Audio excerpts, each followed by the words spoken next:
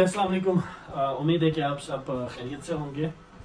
और आज का दिन हमारा बहुत ही एक टफ दिन रहा। आज अर्ली मॉर्निंग हम ताशकुरगंज से निकले थे और इवनिंग में ऑलमोस्ट कोई मगरिब के टाइम ऑलमोस्ट हम काशगर सिटी में पहुंच चुके हैं। ऑलमोस्ट ये 9 घंटे की राइड रही हमारी और ताशकुरगंज से काशगर के लिए हमें 9 घंटे लगे। रास्ते में चूंकि पामीर टॉप आ रहा था और वहाँ पे बर्फबारी इतनी ज़्यादा थी, बर्फ़ का बहुत ज़्यादा एक फ्लो था, फिर ऊपर से ये कि ठंड बहुत ज़्यादा थी, तो एक बहुत ही एक चैलेंजिंग जॉब रही हमारे लिए। ताहम हमने वीडियो में उसको कवर करने की पूरी कोशिश की है और एक ज़बरदस्त किस्म का एक्सपीरियंस रहा। शुरू में तो कोशिश की थी कि रास्ते में स्टे कर लिया जाए, बट कोई सेटिस्फैक्ट्री सी जगह नहीं मिली, चूँकि गाँव टाइप के हैं और पूरा एक रोड ही है। कोई लाइक इस तरह की जगह नहीं थी कि जिसको हम कह सकते हैं कि यहाँ पे स्टे किया जा सकता था।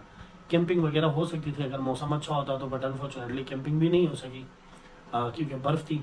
और होटलिंग वगैरह वहाँ पे फिर ये था कि कोई रीजनेबल से होटल्स थे नहीं। झोंपड़ियाँ टाइप के, फार्मिंग टाइप के जो ज़मीनें होती हैं लाइक बैल बकरियों के उसके लिए ना, चरने के लिए, तो वो उस तरह की जगह थी। तो वहाँ पे हम ना कैंपिंग कर पाए और ना ही कोई होटल्स थे, तो हमें बस एक मोटरवे टाइप का था। अगर कोई भी दोस्त मेरा अगर इस रूट से आना चाहे तो बस बहुत ज़्यादा इंटरलिंक्स मोटरवेज बहुत ज़्यादा हैं, सो कंफ्यूजिंग।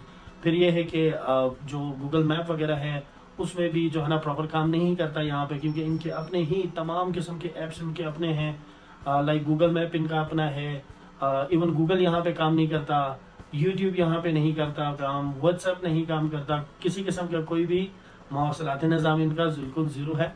इन लोगों का अपना ही एक मैकेनिज्म है। इन लोगों ने अपने ज़बान में ही, अपनी लैंग्वेज में ही बहुत सारे अपनी डोमेस्टिक नीड को पूरी करने के लिए ऐप्स और इस तरह की चीज़ें बनाई हुई हैं। तो उसको यूज़ करना एक आम बंदे के लिए बहुत मुश्किल हो जाता है क्योंकि लैंग्वेज बैरियर आ जाता है।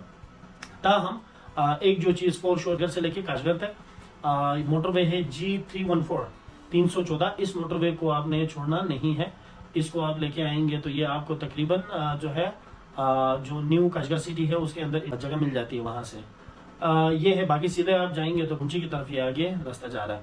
और काशगर के हवाले से अब थोड़ी देर पहले हम पहुंचे थे, आके फिर यहाँ पे खाना वाने के लिए हम चले गए, खाना वगैरह कर लिया अपना। नूडल्स यहाँ पे बड़े अच्छे बनते हैं, मज़े के नूडल्स बनाते हैं। ममतू नाम की एक डिश होती है वो भी अच्छी बनाई, अलावा तपांची नाम की एक डिश इनकी बड़ी फेमस है यहाँ पे, वो हमने ट्राई की। अच्छा, यहाँ पे एंशिएंट सिटी ऑफ काशगर के नाम से एक जगह है, वहाँ हम इंशाल्लाह कोशिश करेंगे कि आप सब लोगों को कल वो जगह दिखाएं। एंशिएंट सिटी ऑफ काशगर के बारे में बताया जाता है कि यहाँ एक बहुत ही एक पुराना बरसगीर पाक व हिंद में जिस वक्त ट्रेडिंग होती थी, तो ये जो एरिया था जो कि एंशिएंट सिटी ऑफ काशगर के नाम से पहचाना जाता है, ये बिजनेस हब कहलाया जाता था। यहाँ से बरसगीर पाक व हिंद का जितने भी ट्रांसपोर्टेशन वगैरह थी, सामान वगैरह था, वो जाता था पाकिस्तान के लिए, इंडिया के लिए, बांग्लादेश के लिए, इस रूट से, इस सेंट्रल हब से जाता था। इनर चाइना से जो लोग सामान लेके आते थे वो यहाँ से डिस्ट्रीब्यूट कर देते थे। पाकिस्तान में जो हमारा शहर है गिलगित, वहाँ के लिए जो है ना, यहाँ हमारे वहाँ के लोकल लोग यहाँ आके बाटर सिस्टम करते थे। वहाँ से हमारे लोग नमक ले आते थे और तंबाकू वगैरह ले आते थे, यहाँ से फिर इनके चावल वगैरह लेके जाते थे, शुगर यहाँ से लेके जाते थे, इसी तरह बहुत सारी और चीज़ें, गर्म कपड़े वगैरह, याक वगैरह के जो स्किन्स थे वो यहाँ से लेके जाते थे क्योंकि रास्ते में बहुत ज़्यादा याक थे। उनकी स्किन्स लेके जाते थे गर्मियों में उनसे शॉल्स वगैरह बनाने के लिए। तो इस तरह बहुत सारी चीज़ें जो है ना यहाँ से बाटर सिस्टम के ज़रिए ले जाया जाता था। तो वो अभी तो खैर डेवलप करके इन्होंने काफ़ी तब्दीलियाँ कर दी हैं, वो इंशाल्लाह हम आपको कोशिश करेंगे कि वो एक सेंट्रल पॉइंट जो था वो हम आपको दिखाएं। ताहम मौसम के हवाले से अगर बात करें तो अक्टूबर की आज 8 तारीख है और अच्छी खासी ठंड है। शाम के टाइम यहाँ पे जाना मुश्किल है। चाइना का चूंकि मेरा पहला का एक्सपीरियंस जो पहला रहा था वो बाय एयर था, अब चूंकि एक रोड ट्रिप है तो इसमें एक्सपीरियंसेस डिफरेंट है। बट एक चीज़ जो कॉमन है वो ये कि चाहे इनका जो ये वाला पार्ट है, नॉर्थ का पार्ट है ये हो या फिर साउदर्न चाइना हो, 9 बजे ये लोग सो जाते हैं जी। बस पूरी जैसे अब अगर इस खिड़की से विंडो से बाहर देखा जाए तो मतलब आपको एक गाड़ी भी सिंगल मूवमेंट करती हुई नजर नहीं आएगी, कोई एक बंदा भी बाहर रोड पे नजर नहीं आ रहा। इस वक्त टाइम हुआ है जी ऑलमोस्ट कोई 12 अभी बजे, तो यहाँ पे बाहर कोई इस वक्त बंदा नहीं है और सुबह फिर ये लोग रोशनी फैलते साथ ही सारा शहर बाहर होता है। तो ये एक इनका डिफरेंट एक निज़ाम है और इवन खाने के लिए भी आप इस टाइम अगर जाएंगे तो कोई होटल खुला नहीं है, कुछ भी नहीं। आप 9 बजे के बाद गवर्नमेंट की तरफ से यहाँ पे तमाम कारोबारी सिलसिले बंद किए जाते हैं।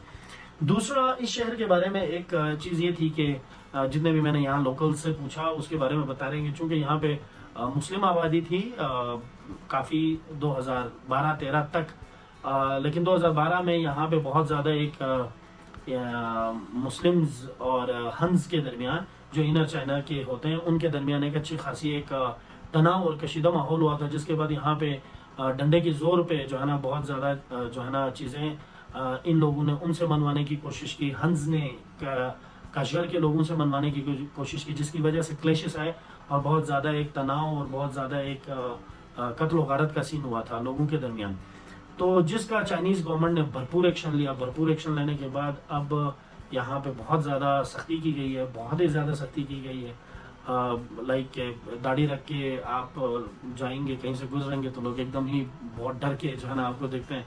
और इसी तरह किसी भी लोकल से आप उनका नंबर नहीं मांग सकते, डरते हैं किसी भी फॉरेनर के साथ ये कम्युनिकेट करने के लिए, क्योंकि जो ही वो अगर किसी फॉरेनर के साथ कम्युनिकेशन शुरू कर लेते हैं तो इनके जो उसकी टीम होती है साइबर क्राइम की, वो इनको जो है ना पकड़ लेती है। बहुत सारे लोगों को यहाँ पे गवर्नमेंट ने पकड़ लिया और उनको जो है ना कैद कर लिया, किसी को कत्ल कर दिया। गवर्नमेंट ने बहुत ज़्यादा जो है ना स्ट्रिक्ट एक्शंस लिए थे, बहुत ज़्यादा स्ट्रिक्ट एक्शंस, तो जिसकी वजह से यहाँ पे जो है ना अब लाइक जिंदगी बहुत ही एक टोटली काम के ऊपर रह गई है। कोई सोशल इनकी लाइफ नहीं बाकी रही।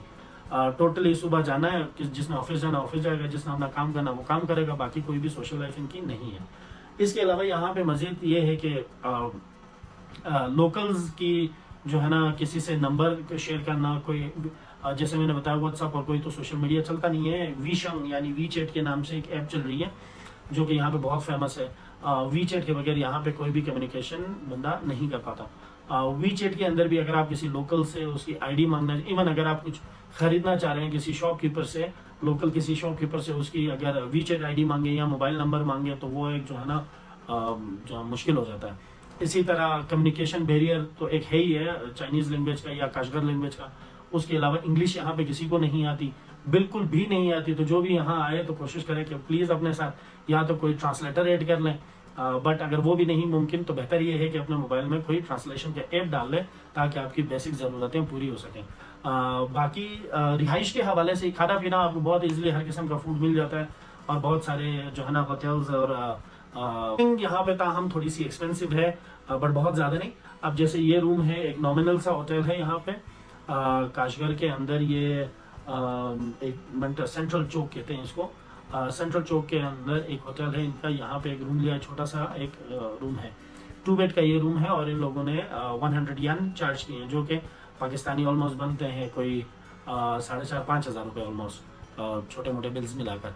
तो ये 5-6 हज़ार का रूम मिल जाता है। बाकी इससे डाउन मुश्किल ही है, इससे ऊपर के चार्जेस हैं 15,000, 20,000, 30,000, डिपेंड करता है कि कितने लग्जरी आप होटल की तरफ जा रहे हैं।